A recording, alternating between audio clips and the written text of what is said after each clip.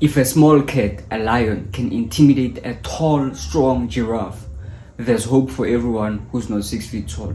If a small cat, a lion, can intimidate a big, strong elephant, there's hope for you. So first of all, why would you want to be dangerous? Not because you are insecure and you want to go around acting all tough and intimidate people. You just want to act like something that you're not because of all that. You need to become dangerous for your own sake, for your family's sake. The world is based on danger. The world is based on violence and war and fighting. Let's say you are smart, you are a genius, right? You can debate each and everyone on the world. Like, you can beat everyone in a debate. You always win a debate. And then you meet this guy who knows jiu-jitsu. If that guy decides to punch you or to fuck you up, you're no longer right. Your points are no longer valid.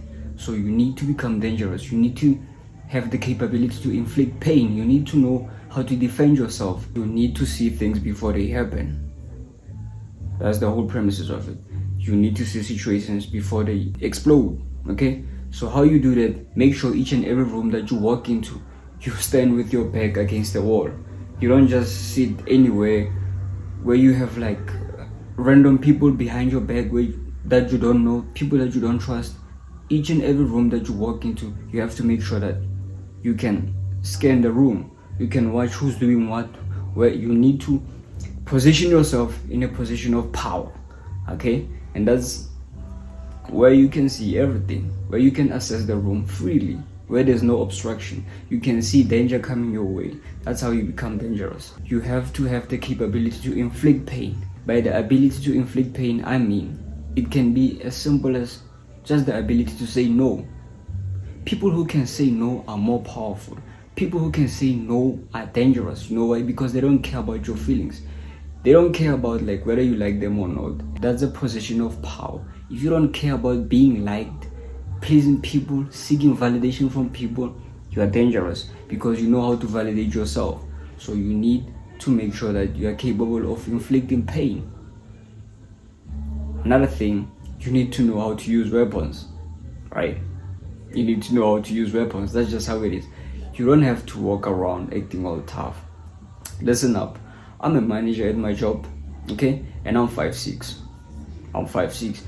I give instructions to people way taller than me, way older than me, and they respect me and I respect them. It's mutual. But I don't go around, what is it? This Napoleon complex. I don't go around acting, fuck, shit keeps. Devil is coming to fuck with me, man. Can I shoot, bro? Can I shoot in peace?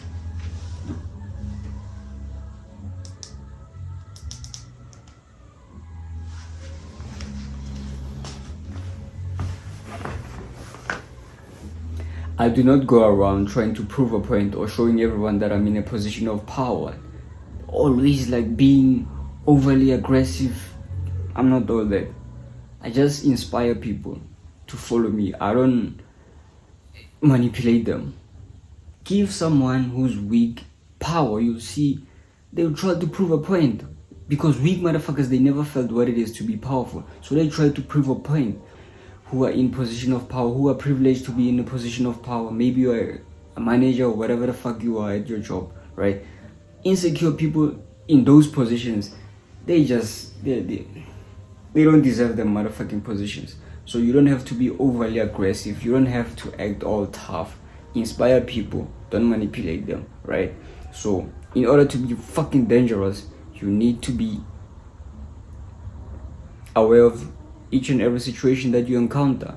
You need to understand that when push comes to shove, it's violence. It's all violence. We are all standing on violence. The root of every society, we are all standing on violence. If someone is calling the cops on you, they expect the cops to unleash violence on that person who is misbehaving. So it's all about violence. This is why you have to become dangerous. And violence is way much different than fighting. Fighting, it can be safe. Okay, let me put it like this. Fighting, it can be way much safer than violence. Because violence, you don't have chance against violence. Someone who's violent, they don't give a fuck. They can run you over with a fucking car. Fighting, it can be in cages with gloves, it can be safe. You can expect that motherfucker not to kick you. You know what to expect from a fight, right? Unlike a street fucking fight, that's a form of violence. That's violence, because in a street fight you can have 10 dudes against one.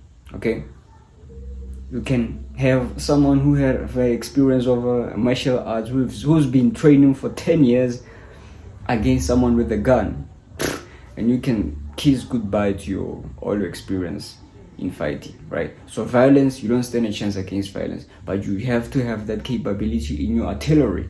You have, in order to be dangerous, people have to know that you're not to be fucked with. You need to have the capability to inflict pain. You have to stand your ground. Don't be afraid of fucking conflict. Don't be afraid of fucking conflict, okay? Do not be afraid of confrontation. Stand your ground when needs be. You don't have to be overly aggressive, but know when to stand your ground. Know how to stand your ground. You don't have to try to compensate for your fucking weaknesses. You don't have to prove a point. Just be yourself. But when is the time to stand up for yourself? Stand up for yourself. Don't fold. And sometimes your body language also. You need to take care of yourself. You need to be cognizant of how you present yourself, because your body language can give you away. Your body language can put you in a lot of situations that you don't want to end up into.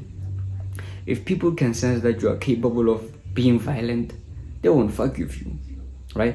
This doesn't mean you act. You put up an act. I'm telling you, you have to have that capability. You have to have the ability to turn it on when you need it.